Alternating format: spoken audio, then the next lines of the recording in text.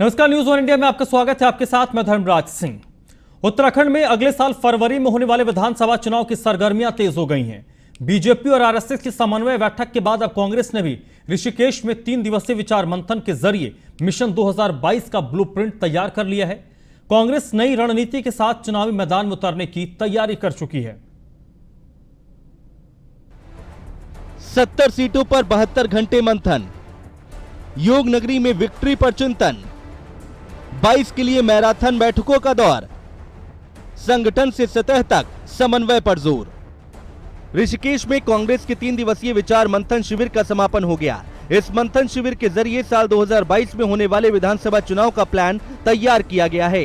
विचार मंथन शिविर में कांग्रेस मैनिफेस्टो के लिए सुझाव, प्रस्तावित मुद्दे और अभियान पर विस्तृत चर्चा हुई है। विधानसभा चुनाव की तैयारी के लिए व्यक्तिगत कार्य योजना पर विस्तृत चर्चा और सुझाव भी लिए गए हैं। दरअसल साल 2017 के विधानसभा चुनाव में मिली करारी हार और फिर 2019 के लोकसभा चुनाव में हुई पराजय के बाद उत्तराखंड में कांग्रेस की हालत पस्त है। ऐसे में साल 2022 में होने वाले विधानसभा चुनाव में पार्टी इतिहास को दोहराने के पक्ष में नहीं है। कांग्रेस रणनीतिकारों की चिंता ये है कि अगले चुनाव में सत्ता में वापसी नहीं हुई तो पार्टी के अंदर हालात संभालना मुश्किल होगा। इसलिए उत्तराखंड में सत्ता वापसी की चाह के लिए कांग्रेस पूरी ताकत के साथ चुनावी मैदान में उतरना चाहती है।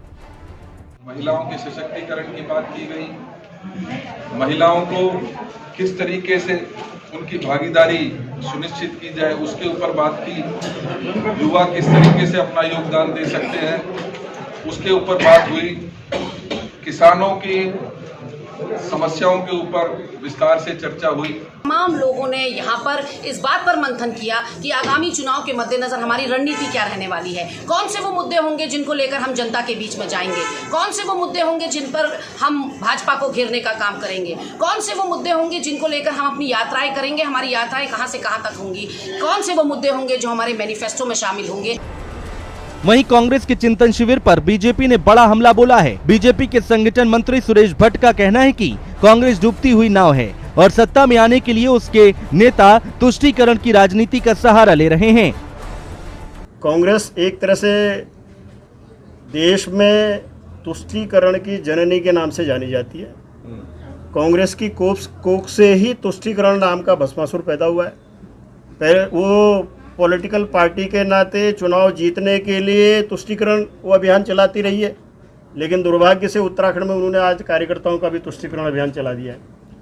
उन्होंने यानी जो कांग्रेस अपने आप को कहती है कि आज़ादी का आंदोलन हमने लड़ा, इतिहास बताती 100 साल से पुराना इतिहास बताने वाली कांग्रेस आज इतनी कमज़ोर हो गई कि उसको उत्तराखंड जैसे 13 जिलों के प्रदेश में 5 अपने अध्यक्ष बनाने पड़े। तो कर लीजिए, जितनी भी चिंतन बैठक गुटबाजी थी है रहेगी, ये कांग्रेस ने मान लिया है। कांग्रेस के कार्यकारी अध्यक्ष जी ने कह दिया है कि जो गुटबाजी है वो उसके जिम्मेदार नेहरू जी। उत्तराखंड में भाजपा सरकार के खिलाफ एंटी इनकम्बेंसी और सरकार और भाजपा के भीतर उलटफेर के बाद कांग्रेस में अपनी खोई सियासी जमीन वापस पाने की उम्मीद बढ़ी है। ऐसे में 3 दिन तक ऋषिकेश में हुई मंथन बैठक के बाद पार्टी कांग्रेस नई रणनीति के साथ चुनावी मैदान में उतर सकती है। मंथन शिविर में कांग्रेस ने 2022 में सत्ता की वापसी की प्रतिबद्धता दोहराई है। इसके लिए युवाओं पर विशेष फोकस भी रखा जाएगा। साथ ही चुनावी वर्ष में सरकार को घेरने के लिए जनहित के मुद्दों को लेकर के भी मंथन किया गया है। अपनी राजनीतिक जमीन को वापस पाने की कोशिश कर रही कांग्रेस के सामने ये सवाल भी है कि क्या संगठन में इतने बड़े बदलाव के बाद गुटबाजी समाप्त हो जाएगी।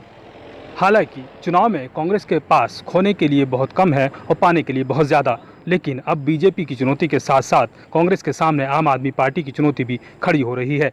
अपने सहयोगी फैजान के साथ मैं फहीम तन्हा, न्यूज़ वन इंडिया, देहरादून।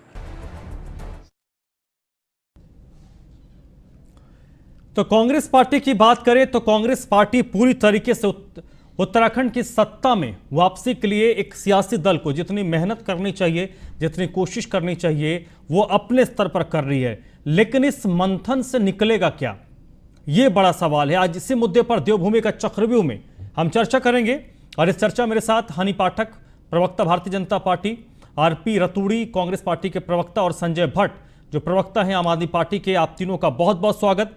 मेरा पहला सवाल आज रतूड़ी साहब आपसे ही, मंथन, चिंतन, ये तमाम चीजें तो आपकी पार्टी कर रही है, लेकिन इसका प्रतिफल क्या आपको चुनावी नतीजे के तौर पर मिलेगा? क्योंकि अभी जो बैठकें हो रही हैं वो बंद कमरों में हो रही हैं, लेकिन चुनाव जीतने के लिए, सत्ता में वापसी के लिए आपको जनता के बीच जाना होगा, लोगों के बीच जाना होगा। देखिए, कांग्रेस सदैव जनता के बीच में रही है, जनता के साथ खड़ी है, और सवाल चिंतन और मंथन है। तो आपने देखा होगा जब सत्ता दल चिंतन और मंथन कर रहा है तो विपक्ष दल तो निश्चित तौर पर उसकी जिम्मेदारी बनती है। बिल्कुल। जिस सत्ता दल को लोगों की व्यवस्था में लगना चाहिए था वो चिंतन शिविर कर रहा है, और चिंतन शिविर के बाद निचोड़ क्या निकला कि मुख्यमंत्री का चेहरा बदल दो। ये तो चिंतन हुआ। कांग्रेस में चिंतन ये हो रहा कि जो ये 4.5 साल त्रासदी के उत्तराखंड के लोगों ने देखे हैं, क्योंकि 17 में जिस तरह नरेंद्र मोदी साहब उत्तराखंड में आए थे और डबल इंजन का पैगाम दे गए थे, लेकिन इस डबल इंजन का कहीं पर हमको कोई लाभ नजर नहीं आया। कोई योजना हमको, न तो पलायन हमको रुकता हुआ दिखाई दिया, ना हमको कोई रोजगार नजर आया, ना ही महंगाई पर कहीं कंट्रोल हुआ, ना महिलाओं को जो इन्होंने 2017 में संकल्प पत्र थे, इनके 9 संकल्प थे, जरा ये बताएं उन 9 संकल्प पत्रों में से कोई एक संकल्प को अगर पूरा किया हो इन 4.5 सालों में? कहां पर कोई, भाई 9 में एक संकल्प आपने ये तय कि ये तमाम चिंतन मंथन, तो एक मिनट हनी पाठक जी, ये तमाम चिंतन मंथन के साथ सबसे ज्यादा जरूरत आपकी पार्टी को लेकर यह है कि ये क्लियर हो जाए कि कौन किसका नेता है। कांग्रेस का एक नेता है, उसका चुनाव चिन्ह हाथ है। कांग्रेस में और बीजेपी में हो, नेता हमारा सिंबल होता है, नेता हमारा राष्ट्रीय नेतृत्व होता है, हमारा प्रदेश अध्यक्ष हमारा नेतृत्व है, जो हमारा कमांडर है, उनके नेतृत्व में चुनाव में जाते हैं, चाहे कोई भी दल हो। उसका अपना नेता कोई नहीं होता, होगा अपना नेता होता है तो वो अपना काम करता है। ये हर दल में होता है, हर घर में होता है, पर हमारा एक सिंबल है, उस चुनाव चिन्ह हाथ है। हमारा नेता, हमारा हाईकमान, हमारा प्रदेश का हाईकमान, हमारा केंद्रीय हाईकमान होता है। उनके नेतृत्व में, उनका दिशा निर्देश में ये हम चुनाव लड़ेंगे, चुनाव में जाएंगे। ठीक है, हनी पाठक जी, आप रिस्पॉन्ड कीजिएगा, लेकिन उससे इतर आपकी पार्टी इस पूरे चिंतन मंथन को क्यों देख रही है? क्योंकि जब खिलाड़ी मैदान में आते हैं तो अपने गेम प्लान को तो देखते ही, अपने गेम प्लान के साथ साथ विपक्षी पार्टी के भी गेम प्लान पर बड़ी पैनी नजर होती है। देखिए, ऐसा है ना, हम लोग इनके चिंतन बैठक से किसी भी प्रकार का न भय है, न डर है, न किसी प्रकार की चिंता है हम लोगों को, क्योंकि इनकी पहली चीज तो ये है ना कि इनकी कांग्रेस में जो गुटबाजी है ना वो चरम सीमा पर है। और ये तब से है, पहले जब कांग्रेस के कुछ लोग हम लोगों के साथ अभी तक शामिल होते जा रहे हैं तो ये कहा जा रहा था कि गुटबाजी अब खत्म होगी, गुटबाजी अब खत्म होगी, लेकिन नहीं, गुटबाजी इनके यहाँ कभी नहीं खत्म हो सकती। कांग्रेस में नए नए गुट देखने को मिल रहे हैं, और अब ऐसे हालात है कि कांग्रेस 2 गुट में बढ़ चुकी है। कोई हरीश रावत जी का गुट है, कोई प्रीतम सिंह जी का है, और कोई उनका है किशोर उपाध्याय जी का गुट है। और ये गुटों में साफ है कि गुटबाजी ऐसी कि कांग्रेस छोड़ना नहीं चाहती है, क्योंकि इनका तो ध्येय है गुटबाजी। जो आपस में ही लड़ मर रहे हैं वो जनता के लिए हित का फैसला कैसे कर सकते हैं? चुनाव में आप जाइए, चुनाव में जाकर आप लोगों से वोट मांगने का वो प्रयास करिए। देखिए, वो हक है, आप पार्टी के हैं, राजनीतिक पार्टी को बिलोंग करते हैं, तो झूठ सच बोल के आप जनता के बीच तो जाएंगे ही जाएंगे, लेकिन जनता आपको चुनेगी, ये चीज इनका कहना रतूड़िया भाई साहब का बहुत गलत है, क्योंकि फिर इनको हार का सामना करना है। वहीं अब रंजीत रावत जी का एक बयान ले लीजिए आप। नहीं, उनको काफी टाइम मिला था रतूड़ी जी को, मैं पूरी बात अपनी रखूंगी। रंजीत रावत जी का एक बयान काफी वायरल हो गया, जिसमें वह कह रहे गुटबाजी अभी से नहीं, कांग्रेस में बहुत पुरानी, उनके अनुसार नेहरू, गांधी और पटेल के समय से भी गुटबाजी थी। तो साफ है कि इन 3 महापुरुषों का नाम लेकर कांग्रेसी अपनी गुटबाजी का जायज ठहरा रहे हैं कि हाँ, हम जो गुटबाजी कर रहे हैं वो जायज है। उनके अनुसार ये बड़ा लक्ष्य है, बड़ी जीत हासिल करनी है। अगर गुटबाजी करनी है तो हम करेंगे, लेकिन हमको जीत हासिल करने के लिए हमको जिस हद तक जाना होगा हम जाएंगे। तो ये और तुष्टीकरण की राजनीति करते रहते हैं। मैं इसको तुष्टीकरण की राजनीति के अनुसार देखती हूँ क्योंकि ये कोई अच्छाई नहीं है गुटबाजी आपस में करना। जनता के हित में फैसले लेने के लिए गुटबाजी करे ठीक है। तब तो अच्छा भी लगता है। जब आपस में लड़ मर रहे हैं तो फिर कहां से गुटबाजी में ये किसी जनता की भलाई के लिए आगे आएंगे। दूसरा, अभी रतूड़ी भाई साहब मेरे से कह रहे थे कि महिलाओं के हित में कोई काम आज तक नहीं हुआ है। घोषणा पत्र लेके जो ये गए थे घोषणा में, वो कार्य नहीं हुआ है। मुझे एक बात का ये जवाब दे रतूड़ी भाई साहब कि उत्तराखंड में अब पति की पैतृक संपत्ति में महिलाओं की हिस्सेदारी है। पहला राज्य बना है उत्तराखंड राज्य जिसमें पति की संपत्ति में, पैतृक संपत्ति में महिलाएं भी हिस्सेदारी होंगी। और राजस्व रिकॉर्ड में अब पति की पैतृक संपत्ति में पत्नी का भी नाम दर्ज होगा। और अब तो नेम प्लेट में भी ये कर दिया गया है कि पत्नी का नाम, औरतों का नाम डाला जाए। उत्तराखंड ऐसा पहला राज्य बना है। इस फैसले से राज्य की 35 लाख महिलाओं के जीवन में क्रांतिकारी बदलाव आया है जो आ चुका है। और महिलाओं के हित में ऐसा फैसला लेने वाला उत्तराखंड पहला राज्य बना है। दूसरा, नहीं, एक और घोषणा पत्र में हमारे ये भी था गैरसैंण की राजधानी। नहीं, देखिए घोषणा उस पर हम बात नहीं कर रहे। एक मिनट, आप ठीक है, आप जनता के बीच जाइएगा, एक एक मुद्दे, एक एक विधानसभा में घोषणा नहीं ठीक है, आपने एक एक चीज को बताइएगा। लेकिन यहाँ पर क्योंकि नहीं, यहाँ पर होता क्या है ना कि मेरे पास 20-22 मिनट होते हैं, उसी में मुझे एक पर्टिकुलर इश्यूज पे बात करनी होती है। जो वो सवाल कर रहे हैं उसको जवाब तो, क्योंकि आपका चैनल लोकप्रिय है, लोग देख रहे हैं, तो मैं ठीक बिल्कुल नहीं, आप जवाब दीजिए, जवाब बिल्कुल दीजिए हनी पाठक जी। लोकतंत्र में जवाब ही, सवाल जवाब से चीजें हो तो ज्यादा बेहतर है। इस वक्त मेरे साथ संजय भट्ट साहब भी हैं। भट्ट साहब, आम आदमी पार्टी की अगर हम बात करें तो जब भी आपसे बात होती है, आपके पार्टी से के किसी भी प्रतिनिधि से बात होती है, तो बार बार ये सवाल उठता है कि भाई आप लोगों के लिए तो सब कुछ हासिल करना है, अभी आपके पास उत्तराखंड में खोने को अभी कुछ है नहीं, अब जो है आप हासिल ही करेंगे। उस नज़रिए से देखें तो कांग्रेस, भारतीय जनता पार्टी अपनी तैयारी कर रही है। भारतीय जनता पार्टी डंके की चोट पे कहती है कि भाई हम तो 365 दिन 24/7 चुनाव के मोड पे रहते हैं, और जिस दिन चुनाव में हम जीतते हैं उसके अगले दिन से 5 साल के बाद के चुनाव की तैयारी शुरू कर देते हैं। कांग्रेस पार्टी के इस चिंतन मंथन को आप कैसे देख रहे हैं?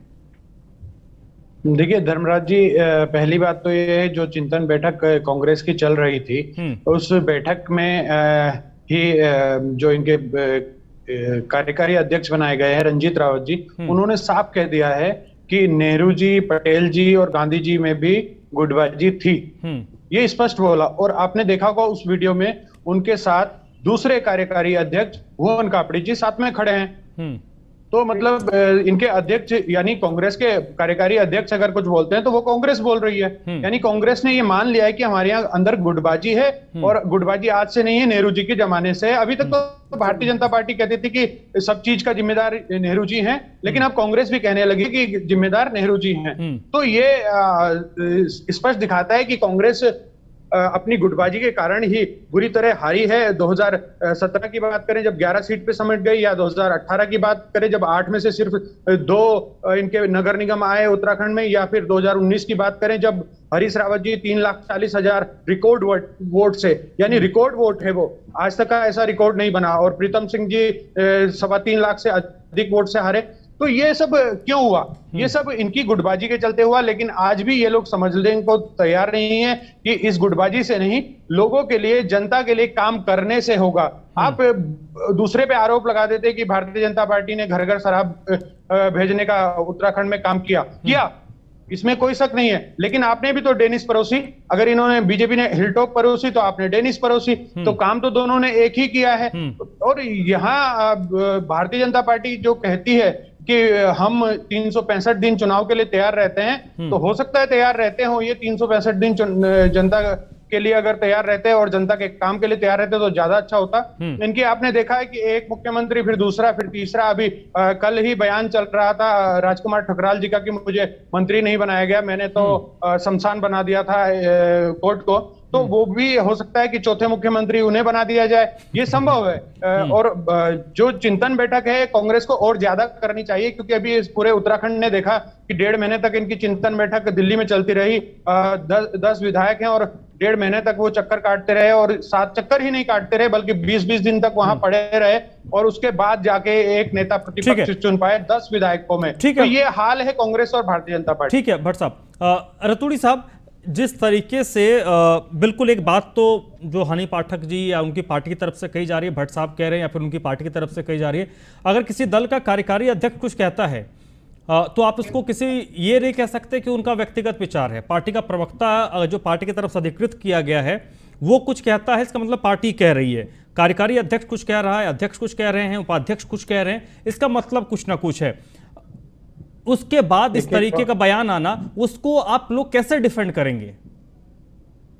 देखिए, डिफेंड करने की जरूरत नहीं है। हमारी पार्टी लोकतंत्र पार्टी है। ये कोई हिटलरशाही की पार्टी नहीं है। यहाँ लोकतंत्र है, और लोकतंत्र की खूबसूरती ये है कि हर आदमी को अपनी बात कहने का अधिकार होना चाहिए। और जब चुनाव में जाएगा तो चुनाव चिन्ह हाथ को ही वोट मांगेगा या किसी और के लिए मांगेगा। ये अपनी बोलने की आजादी भी भारतीय जनता पार्टी की तरह हम अगर समाप्त कर दें तो ये तो हमारी लोकतंत्र की खूबसूरती खत्म हो जाएगी। निश्चित तौर पर बोलने का अधिकार है, हर आदमी को अपनी बात कहनी चाहिए। और गुट का क्या होता है? गुट का मतलब अपनी अपनी बात कहने का, अपनी अपनी बात रखने का। कोई सड़क पर वो युद्ध हो रहा है क्या? गुटबाजी नहीं है, बल्कि ये लोकतंत्र की खूबसूरती दिखा रहा कि हमारे यहाँ बोलने की आजादी है। हमने ये नहीं कह दिया कि ये मोदी साहब ने एक फरमान जारी कर दिया तो सब चौकीदार हो गए, चाहे वो चोर थे। तो सबने एक चौकीदार लिख दिया कि हम लोकतंत्र पार्टी है, हम अपनी बात कह कौन सी पार्टी लोकतांत्रिक पार्टी नहीं है सर? एक मिनट भट्ट साहब, कौन सी पार्टी लोकतांत्रिक पार्टी? सब कहती है लोकतांत्रिक पार्टी है। आपकी पार्टी में अगर राहुल गांधी कुछ कह देंगे तो आपकी पार्टी में कौन नहीं मानेगा? मैंने अभी आपको कहा कि नहीं, आपने कहा मोदी साहब ने, तो आपने कहा कि मोदी साहब ने चौकीदार लिखा तो भारतीय जनता पार्टी के टॉप टू बॉटम सबने लिख दिया अपने नाम के आगे चौकीदार, उन्होंने हटाया, सबने हटा दिया। तो उनकी एक मुहिम थी। मैं ये कहना चाहता हूं कि राहुल गांधी अगर कुछ कहते हैं तो राहुल गांधी की बात को कांग्रेस पार्टी कौन नहीं मानेगा? कांग्रेस में कौन नहीं मानेगा? सब मानते हैं। तो वही मोदी साहब मानते, इसमें लोकतांत्रिक की कहां से बात आ गई?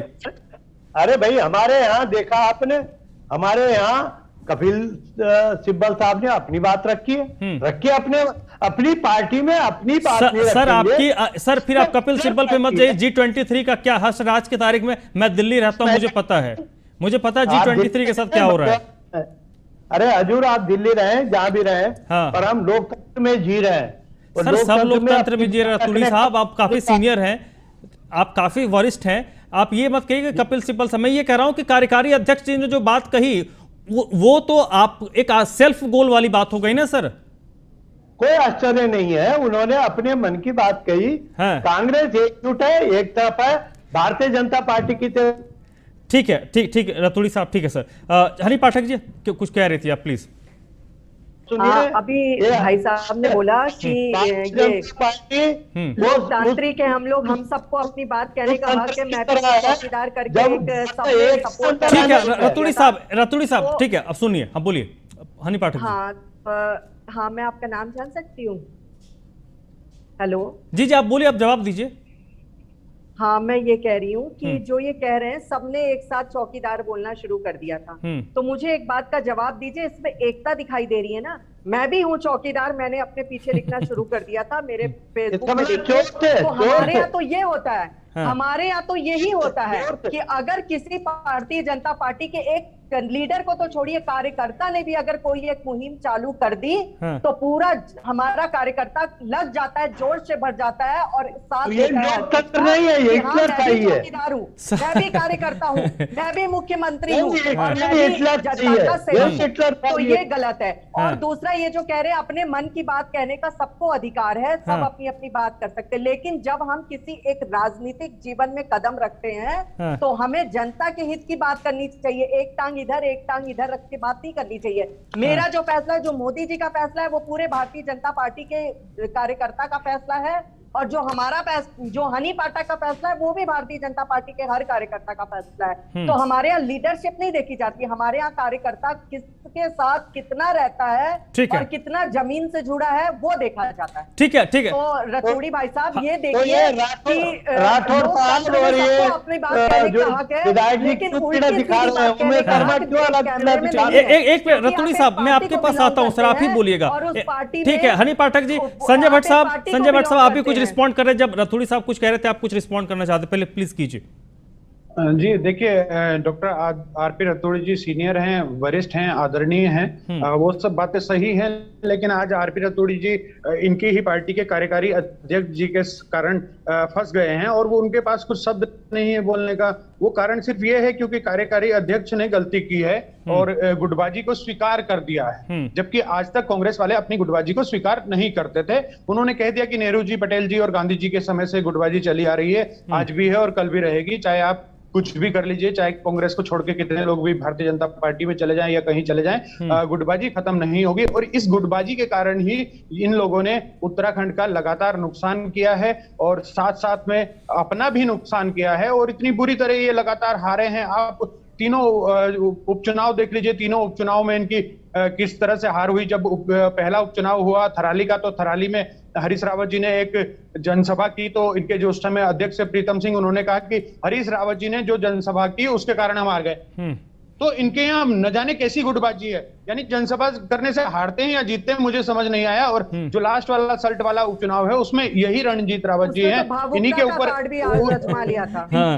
ऊपर इन्हीं के ऊपर आरोप लगा कि ठीक है। एक सब मेरा एक आखिरी सवाल, क्योंकि अब मेरे पास बहुत कम वक्त बचा है। आरपी रतूड़ी साहब, उत्तराखंड में जो कांग्रेस के समर्थक हैं वो अगली बार कब देखेंगे जो कांग्रेस के जितने स्टालवर्ट्स हैं उत्तराखंड के, वो एक मंच पर एक साथ नजर आए और भारतीय जनता पार्टी के खिलाफ हल्ला बोलें? देखिए, मैं आपका नाम नहीं जान पाया, लेकिन आप बहुत बेहतरीन थे प्रश्न कर रहे हैं। आज भी जो मंथन चल रहा था उसमें सारे नेता एक साथ नहीं थे। सर ये बंद सर हाँ बोलिए तो हमारे जितने भी कार्यक्रम होते हैं हमारे सारे नेता एकजुट रहते हैं, एक साथ रहते हैं। अब लोकतंत्र में अपनी बात कहने को अगर गुट कहते हैं तो ये खुश हो जाए लोग। हम लोकतंत्र व्यवस्था में अपनी बात कहने का अधिकार सबको है और ये नहीं है कि हम बंधुआ हैं। ये कोई नहीं है कि एक बात किसी ने झूठ कह दी कि देश में अगर चोरी हो रही है तो सारे चोर हो जाए, ये कांग्रेस नहीं करेगी। जो सच होगा सच को सच कहेगी। ठीक है। मेरा सवाल इस बात को लेकर था सर, आपने कहा कि आज भी सब साथ थे। मेरा क्या कोई बड़ा आंदोलन हो सरकार के खिलाफ सड़क पर जिसमें उतरे, आप जब मंथन करते हैं, चिंतन करते हैं तो एक बंद कमरे में किसी होटल में, पार्टी के कार्यालय में करते हैं। इस एक सीधा मैं ताज़ा तरीन एग्जाम्पल दे दूं, यही हरीश रावत जब पंजाब में थे और कैप्टन अमरिंदर सिंह और उनके बीच जब दोस्ती करवा रहे थे नवजोत सिंह सिद्धू के खिलाफ, तो कैप्टन साहब गए थे वहां पर। लेकिन वो गए, आप कहेंगे कि वो तो मंच मौजूद थे, लेकिन उस मौजूदगी में क्या कुछ हुआ, सियासत में बॉडी लैंग्वेज, जेस्चर, बोलने का तरीका, क्या कुछ कहते हैं, हर चीज राजनेता या राजनीति में उसको डिफाइन किया जाता है, लोग अपने अपने हिसाब से इंटरप्रेट करते हैं। तो मेरा सवाल सर वही था कि उस तरीके का इंटरप्रिटेशन कब उत्तराखंड की जनता हासिल करेगी। खैर वक्त खत्म हो गया। आप तीनों इस चर्चा मेरे साथ जुड़े। आरपी रतूड़ी साहब सर बहुत बहुत शुक्रिया आपका, हनी पाठक जी आपका भी बहुत बहुत शुक्रिया, और संजय भट्ट साहब आपका भी सर बहुत बहुत शुक्रिया। तो देवभूमि के चक्रव्यूह में आज बस इतना ही।